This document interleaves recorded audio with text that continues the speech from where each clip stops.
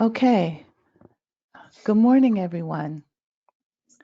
Thank you for participating in the quarterly Drinking Water Source Protection Partnership meeting.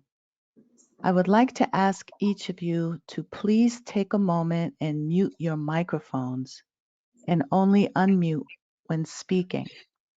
If there are any questions during a presentation, there will be ample time for questions and comments after each presentation has concluded. Also, please take a moment to notice the handout that's available to download, and it is located on your dashboard. Feel free to download this handout as needed. Thank you.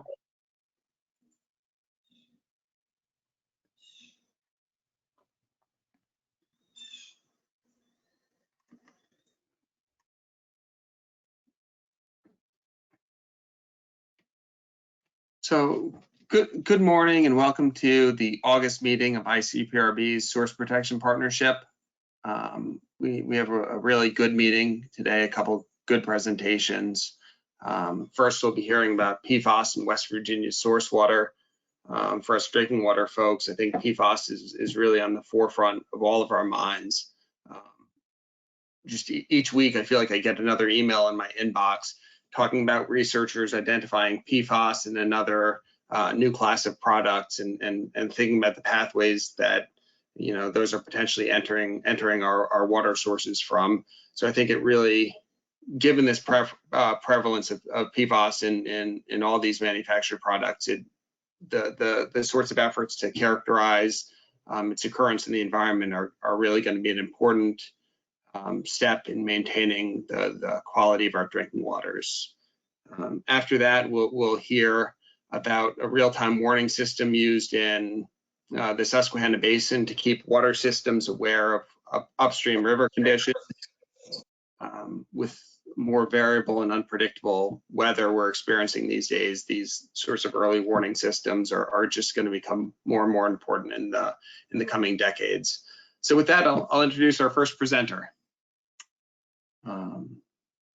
Mitch McAdoo is a hydrologist with USGS Virginia and West Virginia Water Science Center. He currently oversees a cooperative program between USGS, West Virginia Department of Environmental Protection, and West Virginia Department of Health and Human Resources to sample PFAS in West Virginia's public source water supplies. His research interests include identifying the occurrence of PFAS in the environment, characterizing water quality in abandoned underground coal mine aquifers, and using environmental tracers to understand aquifer vulnerability. We welcome Mitch McAdoo to the Source Protection Partnership meeting to speak on PFAS in West Virginia source waters. All right, thanks a lot. Are you gonna let me? Mitch? Yes, okay. I'm going to give you screen share access. You should see a prompt on your screen. Perfect.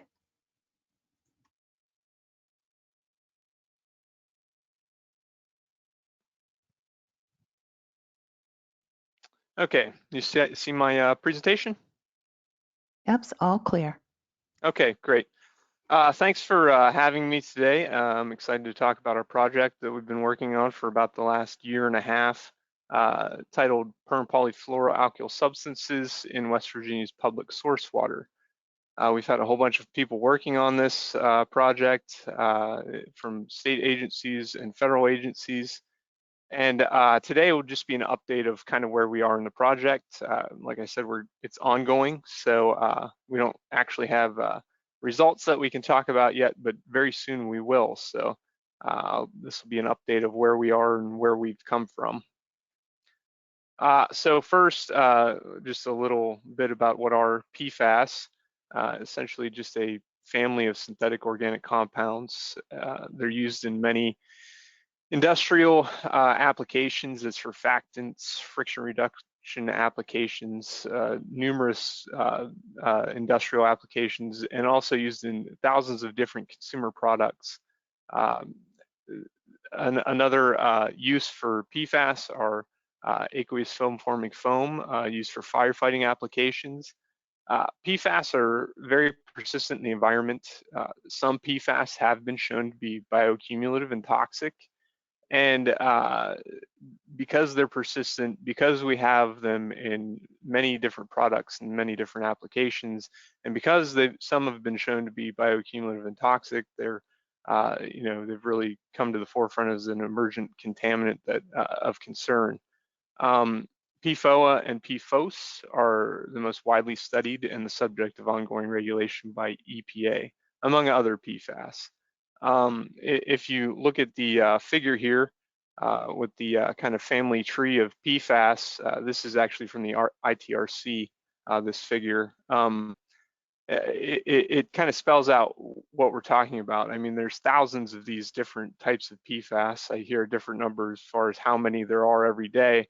But essentially, to break it down, you have polymers and non-polymers. Polymers are kind of like end products, and these are potential precursors that can break down into non-polymers and be persistent in the environment. Non-polymers included perfluorinated alkyl substances and polyfluorinated alkyl substances. These substances are the things that we're actually measuring in aqueous solutions in the environment. And we're only measuring some of them. We only have standards for measuring some of these things. If you go to the perfluorinated substances list, you have PFAAs, perfluorinated alkyl acids, and PFCAs and PFSAs under that. Those are the majority of the compounds that we're actually measuring. We're also measuring some of the fluorotelmer sulfonates,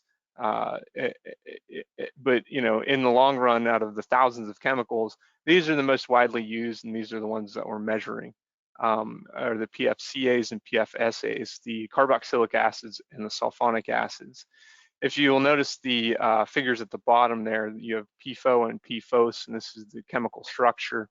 And it's actually important to notice that these are anions. They have a negative sign at the end, and they fall. PFOA falls under a carboxylic acid, a PFCA, and PFOS falls under a PFSA, a sulfonic acid.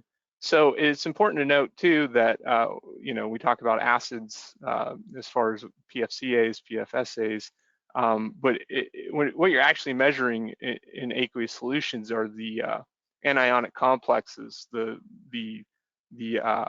chemical structures with the negatives on them, and that negative sign is actually pretty important because that gives these things the ability to interact with geologic materials, absorption reactions, things like that. So in the grand scheme of the nomenclature for PFAS, it can get pretty complicated pretty quick. But just know that we're pretty much measuring the perfluorinated and polyfluorinated substances, and we're only getting a handful of them, about anywhere between, depending on what the method is, 20 to 30. So why are we studying PFAS in West Virginia's public source water? Well, the first thing is we have known PFAS contamination sources in West Virginia, specifically the DuPont Washington Works facility near Parkersburg. This is on the Ohio River, and the Air Guard base near Martinsburg, West Virginia, which actually is in the Potomac Basin watershed. There's several EPA actions and regulations that are going on and have been going on for a couple of decades now. In 2016, the health advisory level for PFAS was set at 70 nanograms per liter for PFOA plus PFOS. EPA has been developing several analytical methods for drinking water sources, and they're also in the process of developing methods for measuring PFAS in other sources such as groundwater and non-drinking water sources. And in 2009, so that gives us the capabilities to actually measure these things. And then in 2019, the EPA issued a PFAS action plan. And there's been a bunch of things that have come out of that. And there's currently, several pieces of, different kinds of legislation in different states and also at the federal level that are looking for, regulatory limits on PFAS. So there's a lot of action going on at the federal level and also at state levels as far as PFAS goes. In 2019, the USGS sampled through the NAQUA program, the National Water Quality Assessment, and the Ohio. We actually have another project, the Ohio River Alluvium project, that I'm in charge of. Through those projects, we actually sampled 23 groundwater sites along the Ohio River in the alluvium in 2019. That resulted in several detections for PFAS in different public water systems, and that was, kind of expected because the Ohio River alluvium is a known contamination area around that DuPont Washington Works facility. But really what that did was it showed that PFAS is present in the Ohio River Valley and demonstrated the need for further investigation throughout the state of West Virginia. We're working with our state partners, West Virginia DEP and West Virginia DHHR. They decided that, some more had to be done so we know what the occurrence and distribution of PFAS actually is on a statewide basis.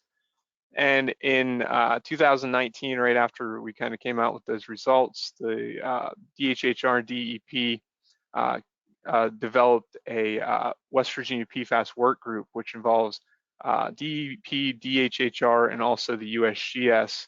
And it's a coordinated effort to understand PFAS contamination in West Virginia.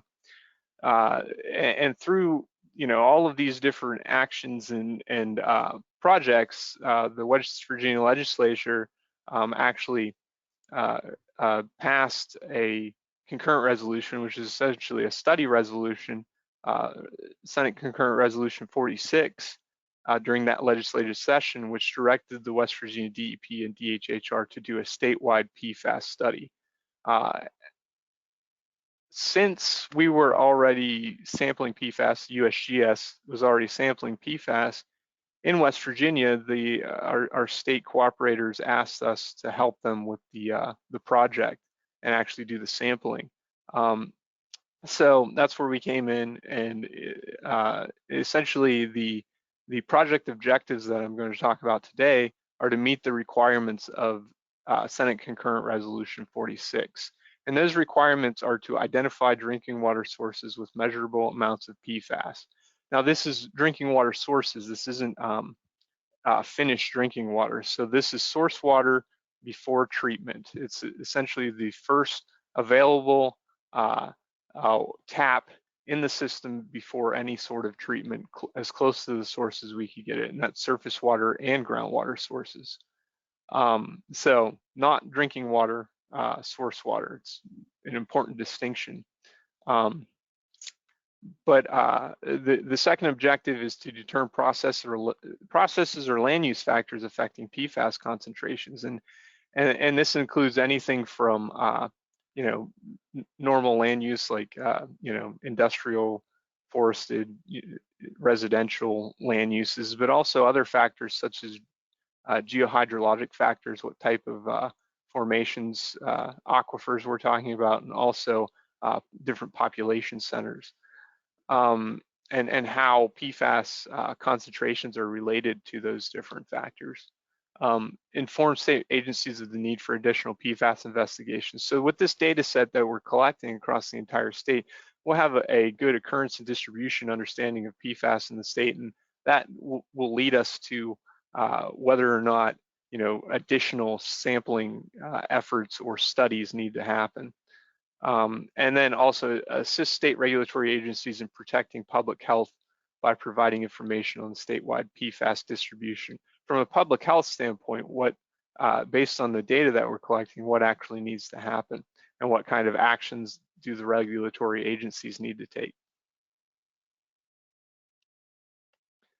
So this is our approach. The approach is, because we have to know the distribution of PFAS in the state, we just decided to sample all of the community public water systems in the state.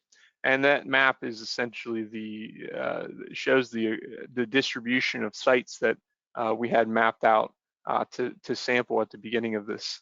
And that also includes schools and daycares. So as part of SCR 46, the legislature included schools and daycares. So it's not just community public water systems, it's some non-transient non-community public water systems that are run by schools and daycares and regulated by the DHHR.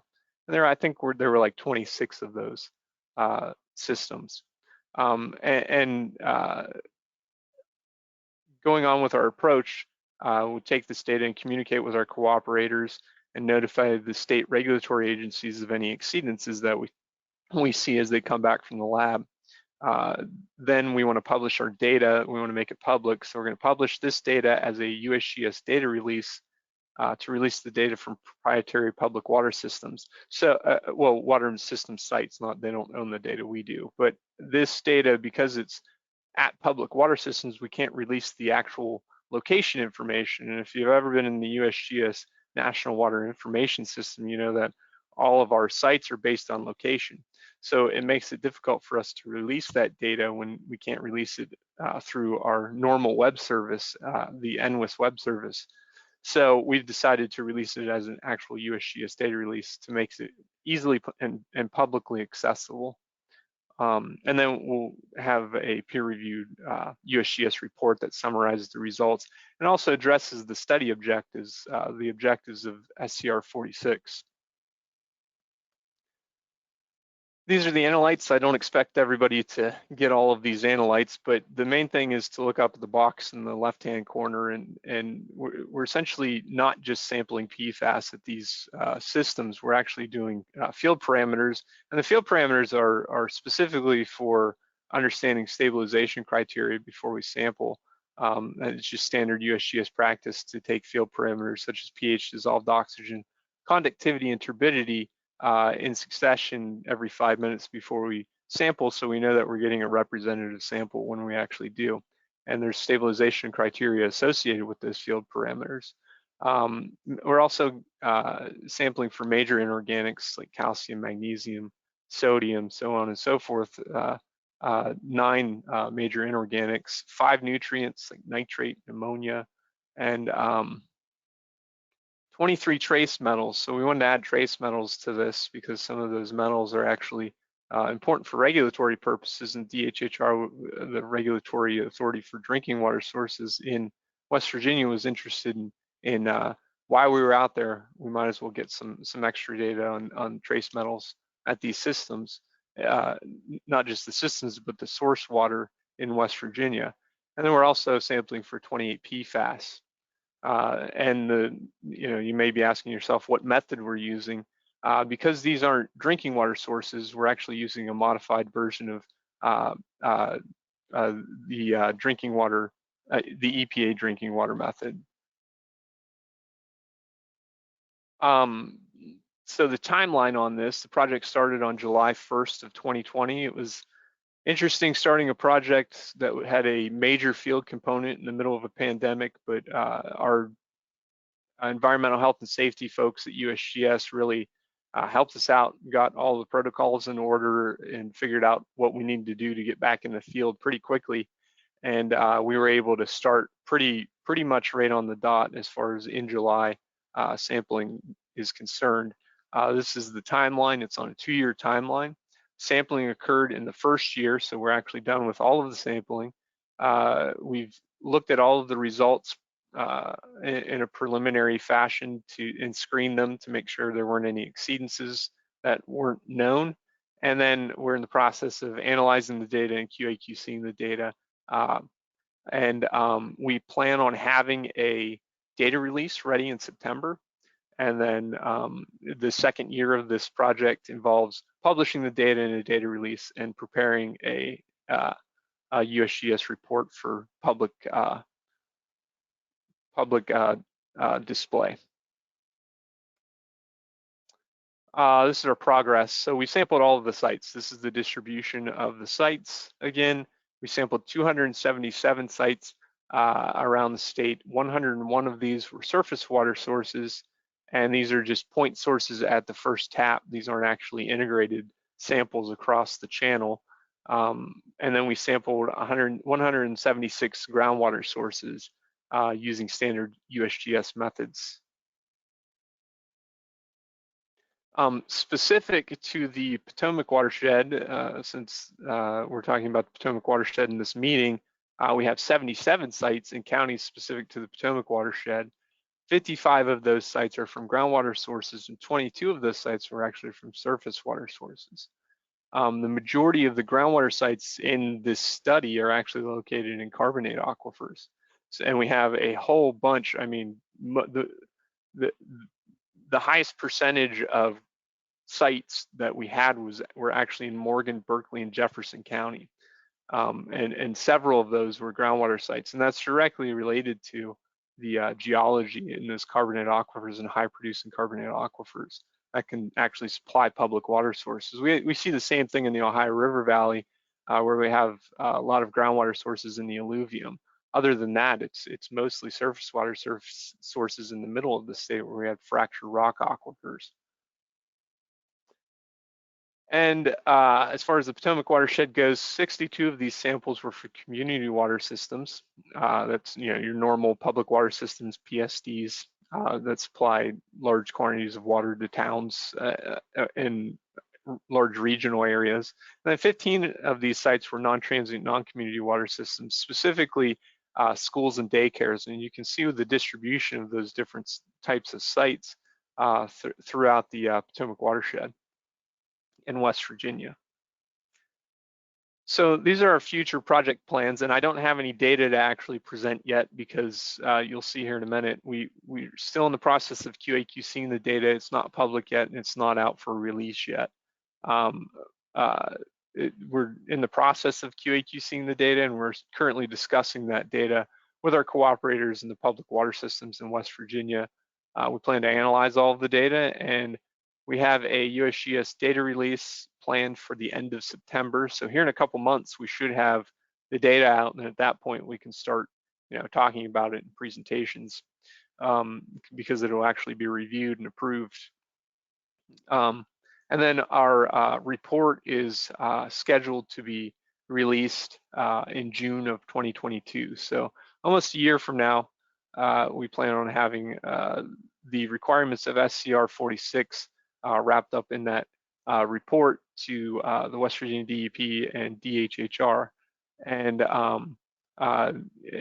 essentially summarizing the results of the study. So it's important to acknowledge all the folks that have worked on this. I mean, there's over 20 different people at least that have worked on this project from the USGS. Most of these were technicians from even different states that came in. People all the way from Indiana come in and help us sample. And we used all of our own people. We didn't contract any of this out to consultants or anything like that. It was all done by USGS personnel from different water science centers. And that way we could keep everything standard and have a standard data set with standard sampling methods across the state. It's important to acknowledge the West Virginia PFAS work group, DHHR and DEP, and all of the work they've done to get this thing going and get the sampling off the ground. And also the public water systems in the state have been extremely helpful in scheduling and assisting us in sampling all of the systems. Special thanks to our technicians here in West Virginia, Catherine Grindle and Chris Grindle and Jordan Babington. Between those three, I think they sampled about 80 of the 277 sites. So they were in the field a lot. And actually they're right there on the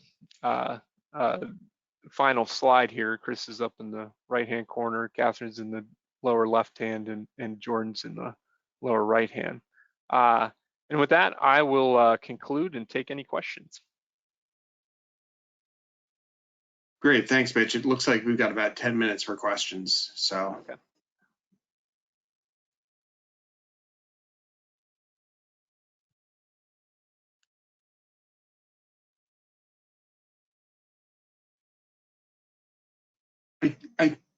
I'm not. I can't see if there are any hands raised or if anyone has anything on the side there.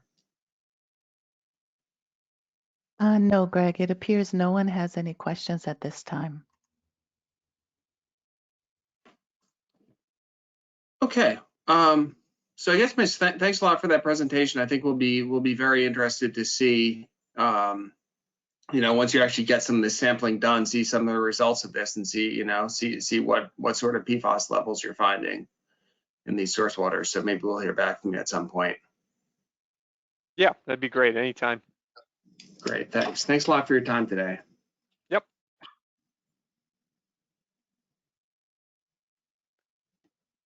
All right, we're about 10 minutes early. I guess we can start with Tyler's presentation now. I'll just do an introduction. Okay, Tyler, I'm giving you screen share access. You should receive a pop-up on your screen at this time.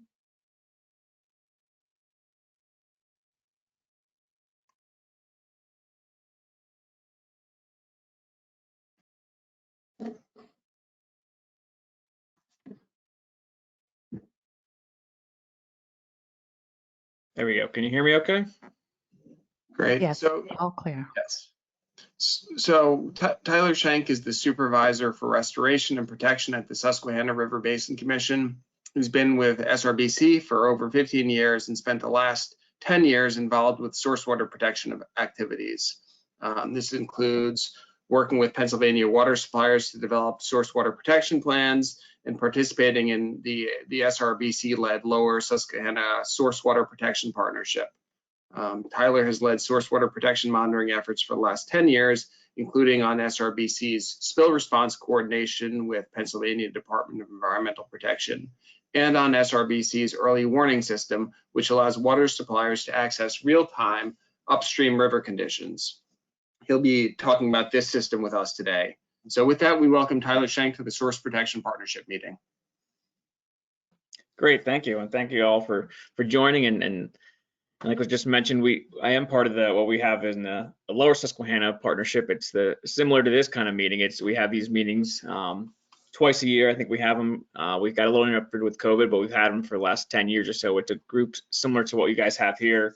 You know, we try to get together like 50, 60 people in a spot, you know, and talk about all things source water protection and have different themes across this. So it's great to get to see some of this other very similar effort going on in the Potomac as well. So yes, as was mentioned, I'm going to give a brief coverage of our early warning system and some of our source water protection monitoring that we have up in the Susquehanna region. So just give some background as to what we call our early warning system. The main purpose is to provide drinking water suppliers access to real-time stream conditions upstream of their intake. So back in the early 2000s, we had some instances in the Susquehanna and some source water suppliers were interested in knowing kind of what's coming down the stream, if it could, you know, help them adjust their chemical levels, their treatment levels and things like that. So in 2003, predated me, but there was a startup to get 5 main stem sites on the Susquehanna. So we kind of have these real-time monitors placed out there. Some are on their own, and some are actually at drinking water suppliers that then report them to this system that others downstream can see that. So if they're reporting, you know, up in Duncannon, you know, you can see what's coming down the stream, coming down, you know, 30 miles south into Harrisburg. And in 2009, we expanded to more sites up in New York. And then just recently, in the last couple of years, we've been expanding to some, what we call some major tributaries in Lower Susquehanna. So the ones that we're talking about are Swatara, Yellow Breeches, Conneauga. Those ones all have major water suppliers on them that serve the greater Harrisburg area. So it's PA American, United Water, those types of larger intakes and systems that serve the large population of the Lower Susquehanna. Just to go over what kind of data is collected and what can be seen. This is one site that we have on the Yellow Breeches. This is what we kind of call a standalone one. It's self-contained unit. On the picture on the left, you can see that there's a solar panel that powers the unit. There's a data collector inside the metal box there, and then down in the stream, you can see there's a PVC pipe with the cords running down there, and that's on the right is one of the SON units. For this project, we use Eureka SONs primarily. We also use YSI SONs pretty heavily across our other projects, but any of these really collect, you know, if you're familiar with any of these at all, they collect a variety of parameters. The 3 that were at all sites are temperature, turbidity, and pH. We also have ones that collect dissolved oxygen, conductivity, total organic carbon, and a couple other parameters that are unique to water suppliers if interested in. So you can kind of see this is kind of setup we have at some of the sites, and like I said, other ones are actually collected in more of an intake structure at some of the source water collection areas. So So it varies on kind of how we get there, and the data kind of comes in a mismatched form, but we kind of, pull on our IT strings to really get this in a usable format for them to see on the web, which I'll pull up here in a second. We used to have our own early warning system website, and it was password protected, and all the suppliers had to keep those logins straight. And so, but more recently, we've kind of done away with some of that and kind of made it more generalized and actually put it into what we call our continuous InStream monitoring website. And that has over 70 sites that have a variety of projects. And so the link is here, and as you save these out, or as I assume we'll be sending these presentations out, at least I hope they are, you're certainly welcome to share these as needed. You can kind of use this link to get to it, but I'll click through some of the slides that I have pulled from the website to show you kind of what it looks like now. So one of the first pages you get to on the website that you could look at is the recent results, and you can see the different parameters across the top there, and with the sites down the left. This is just a screenshot. Obviously, I'm not going to walk through the site. I wasn't sure if I'd walk through and get good connection on the webinar, so I just pulled some of these screenshots down, but it looks identical to what you'd see online. It has the ability to toggle between sites, see quickly what's coming down in the last 15 minutes, which is how often these collect typically. Some are 2 hours, but most of the EWS ones are every 15 minutes. So you can see a pretty good picture as to what kind of water is coming down. If there's a large turbidity event, something like that coming your way, you can plan for that accordingly. Other ways to view the data is if you wanted to see just one site, this is just pulling from our Yellow Breaches site, and you can pull a month, you can export it, you can pull a whole year if you'd like to. You can just query it online. You can look at different ways. You can do a lot of things if you want to actually manipulate the data. You can certainly look at that and look at some trends recently if you're interested in those types of things. So we also offer corrected data. It's probably easiest just to reach out to one of us, myself primarily, to get to that corrected data. We will have that hosted on the site, but it is kind of delayed by about a year, roughly. Sometimes 6 to 8 months, but more typically a year for the corrected data. So that runs through our QA process, takes out any erroneous highs and lows, shifts for any fouling or drift with the probe. So that's important too if they're really looking to do some important and specific analysis on those. This one is probably one of the more popular tabs that we have people come into, and this is kind of graphing the data. So it just gives you that visual representation of what's coming down the stream in the last couple of days. You can zoom in on hours. You can use the toggle box at the bottom to zoom in more closely on certain things. And here I just pulled together, this is just temperature versus turbidity, and you can see that some of those turbidity events most likely were due to rainstorms and things like that. So you can see how those affected temperature as well. It's kind of, you'll see the diurnal activities coming across there on those last couple of days. I think this is just a handful of days that we're showing here, but you can look at it across months, days, years, or whatever you want to do for a number of sites, and a couple of parameters at the same time if you're interested as well. There's also a mapping feature that we have out here, so you can see all the sites that we have on the continuous InStream monitoring website. So like I said, only a handful of these, about 15 of them are kind of part of the early warning system, but you can access other data as well on the same page. It just kind of, after a number of years of having them split, it made more sense to have them together. So you can see some of the yellow ones that are the on the labeling, it's called non-SRBC active stations, but that's just because they're at water suppliers. And so when you zoom in a little bit closer, those will kind of disappear on you if you get too close, because they are protected and sensitive source water protection intake areas. So we do want to keep those protected a little bit. But to give you a general idea, you can see on this kind of map, you can zoom in further if you'd like to see some. So that's kind of interesting to see those across the board. And that's kind of the website of EWS in general. And the next couple slides I did want to touch on were our spill response actions and activities. So over the last 5 or 6 years, we've probably been involved with DEP really to kind of help with their spill response, particularly regarding source water. So we've been using this tool called IC Water Incident Command Tool. It was developed by the Department of Defense, I believe, and it does have some high security clearances to access and use, and we've had to sign some large agreements to get it all out there. But it's been pretty useful in some of these cases, and it's basically a GIS application that can tell you how soon something's going to move down the streams, basically. So if a spill happens in X location, you can see how soon it's going to move across the land, and also once it hits a stream is where it really picks up when it hits a stream. When's it going to be to the first intake, the next intake, and so on. So what we did work with DEP South Central regional staff was to put in a 24-hour response network. So it's a handful of us from SRBC that have a number that if DEP calls into and leaves a message, it'll page to our cell phones and try to get back to them within an hour if possible. So we have a couple of these people trained, and I'll show you a couple of slides as to what that really is and how we've used it in the past. Again, I just wanted to pull some screenshots to show what it looks like, but this is one that happened. It was a handful of years ago, but it was a Miller chemical plant caught fire, and I think this was probably 3 or 4 years ago now. And so they were using a lot of water to put out the flames, but there were some chemicals there that they were aware that were reaching the stream. So when we were called up, we ran to the office, I forget what time it was early morning or something like that, and to see where it was going to hit. There was an intake on the Conawaga, which is what this is flowing into. You can see the stream lines here.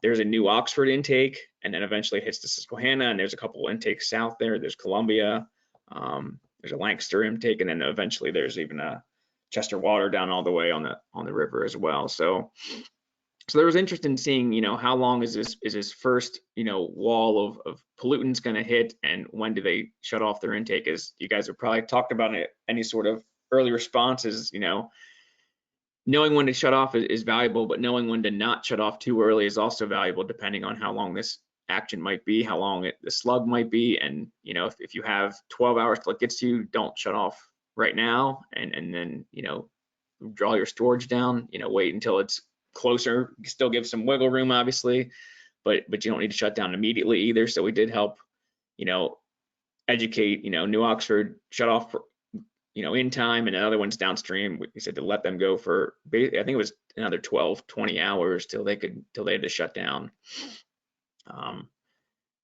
Here's a larger picture of some of the areas of where it spilled down all the way to Hanover, and it kind of works its way through up. It kind of goes north and then northeast, and then eventually hits the Susquehanna and then heads back down southeast. So you can see it kind of take a long circuitous route to get to some of these other intakes, but it was very valuable information that we provided DEP and the source water, the drinking water suppliers in those areas. And then just the last thing to touch on is, as I showed, these ones, they may look a little dated at times, and it is a little clunky to use sometimes. So we have had some interest in developing a new time of travel tool on our own. So we've actually reached out. We've had a partnership with Harrisburg University up here for a number of years, and we've been using some of their students and professors to do some analysis, some trends work, some other things like that. And they have a great, science technology program there. And so we've actually just started last month to work with them formally to develop an easier to use time of travel tool that could be web-based, that could be used by other people, not just us. It's not behind a secure paywall or things like that are real. So, it won't have all the features that IC Waters probably will, but to just develop something using basically pulling stage and discharge from USGS stations, using the river mileage as well to get to see where you're at. So we're not sure where it's going to take us, but we're hoping the next year we have a product to deliver, and I'd be happy to pass that along to the group if it becomes publicly available, or come back to you all and talk to you about it, because I think we're pretty excited to have something like that in the works. It's not a sole source and a Department of Defense tool, basically. So that's kind of our last action step as well. And with that, that's kind of wrapping up there. I'll certainly take questions now or later, or you can reach out to me. Here's my email, contact information. Certainly open for discussion now, for sure.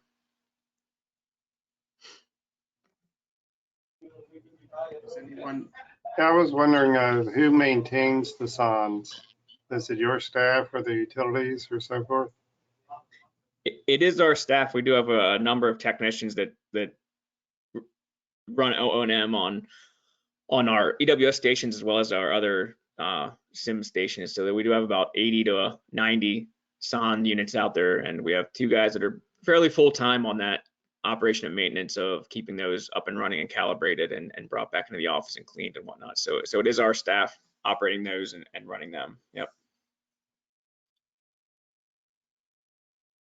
And I guess they give you feedback into the QAQC process. Yeah, for sure. Yeah, they're actually the ones that do that primarily. We do have a biologist that oversees it, but they're the ones that are out there routinely. So they're the ones, checking in on them and also running the data correction as well. Yes. And one more, I guess you're using Cellular Communications to get it back into the database? Yes, typically, I think just all, but all of the EWS stations are cellular. We do have a couple of ours that are more remote up in northern PA that we still have on satellite, and so those do only send data every 2 hours to us. Like I said, those aren't for EWS purposes because we did want that real-time information, but for a handful that have not yet found cell service, although there's, we pull 1 or 2 off every year with the expanding cell service, but they are 90% are cell service, yeah.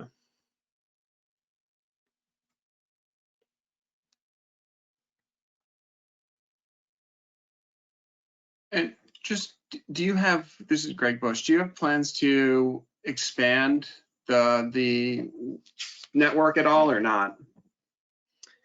Right now we don't.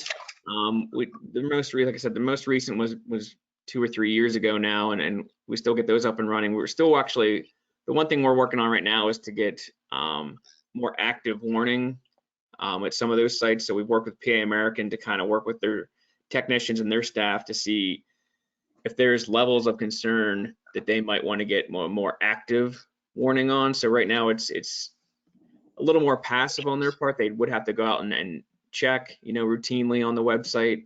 We do have the capability, some of us in-house do get alarms to, you can get a text message, email, etc., as to if a threshold is surpassed on certain things. So if a turbidity got above, 500, or if it got above 100 and they want to know, we're trying to work on to see what those thresholds might be that they would be curious on, so that they're not, getting one every day, but that they're getting one when they want to. So that's kind of our next expansion. It's not really expansion of sites, but our next feature that we're looking to improve on, so that we can, alert them in real time and shoot them something rather than having for them to come look on a daily basis, or routine basis. All right, that makes sense. Well, thank you. Do we have any more questions?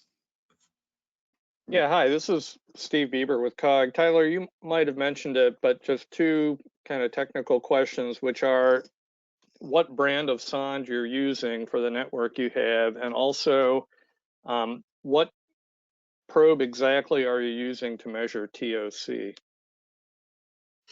Well, we're using Eureka brand for the EWS ones. I don't know the exact brand of the TOC.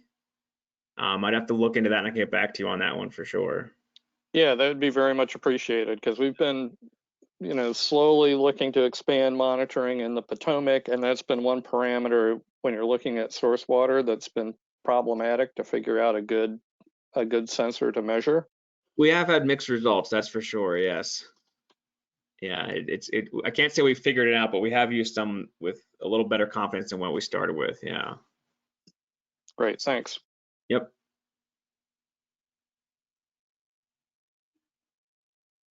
Yeah, I have a question. You may have mentioned this, but there was a lot packed into your presentation. So does SRBC or any other entity occasionally pull all this information together and analyze trends, or how do you, this is this is great instantaneous information, I'm sure, for water utilities that are out there, looking at their own upstream conditions. But are there other ways that you use the data?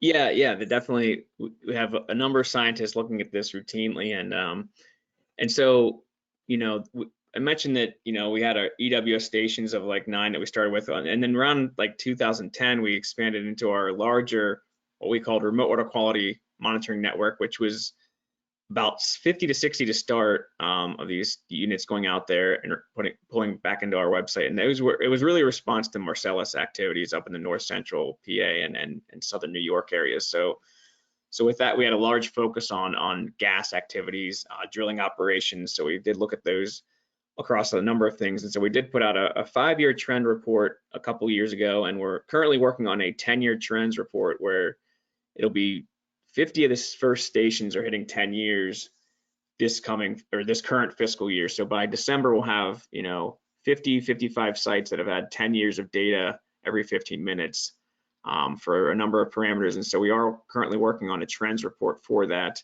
It's not necessarily Marcellus focused any longer. It's more widespread, and we've moved our stations not from just the north, but also through the south as well. So we'll be looking at every station that has 10 years of data, running some trends on the 5 parameters that they're all collecting. And so we will have that out shortly, and we're actually working on a 10-year piece just in general, kind of more informational piece to kind of say lessons learned, costs, O&M, things like that, as people are getting more and more interested in continuous data monitoring, that we'll have that out by the end of this year. So probably by December, we'll have that out. The 10-year trends report will probably be about a year from now, sometime in July of 2022. So we could certainly, keep an eye out for that, but we could certainly, send us out to the group as well if you're interested in some of those things. Yeah, that would be really interesting. So Yeah. Thank you for sharing all that.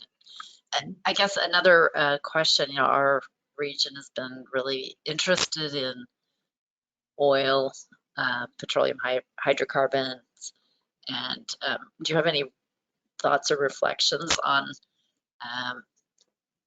online monitoring for oil products or other hydrocarbons? We have not gotten into that too much on the continuous monitoring side. We do grab samples is the only way we've gotten into that at all. I'm not sure if there are great ones out there for deployment at InStream continuously for those or not. I've not come across those too much in my research, but we haven't specifically looked for those either, I guess I would say.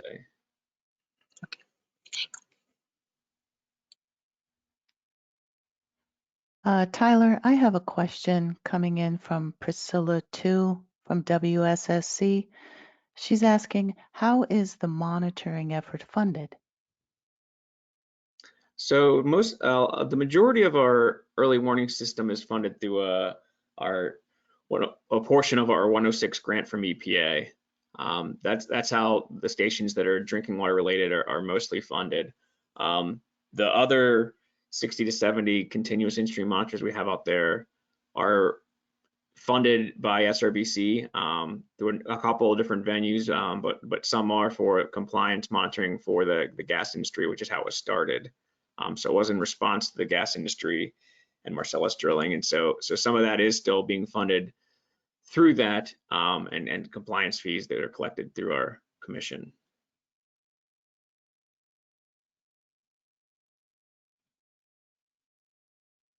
Are there any other questions for Tyler? Yeah, I think you said some of the sons are YSI brand also. Yeah, probably the majority of ours are YSI brand. We've probably have 80 sites that are YSI and probably about 10 or 15 that are Eureka. We have had both work well. I can't say there's advantages, disadvantages. There are for both, but I think for a while we were strictly YSI, then we branched into Eureka a little bit. Most recently, we've gone back to YSI with their new XO line, and been pretty pleased with that. So I think that's where we purchase mostly from now.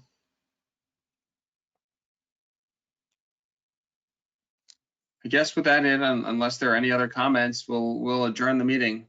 Thank everyone for their participation, and thanks to Mitch and Tyler for the great presentations today.